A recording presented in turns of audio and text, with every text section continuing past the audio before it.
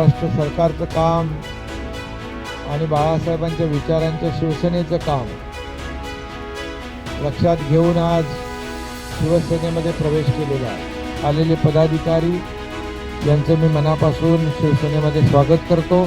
मनापासून आपल्या सगळ्यांचं अभिनंदन करतो. या ठिकाणी तुम्ही जो विश्वास दाखवलेला आहे त्या सगळ्यांना मी मनापासून धन्यवाद देतो. मनापासून आपले स्वागत करतो आणि आपल्या वार्डाचा विकास जो आहे तोही होईल. आपल्या वार्डातले प्रश्न सुटतील, लोकांना न्याय मिळेल एवढंच या प्रसंगी सांगतो.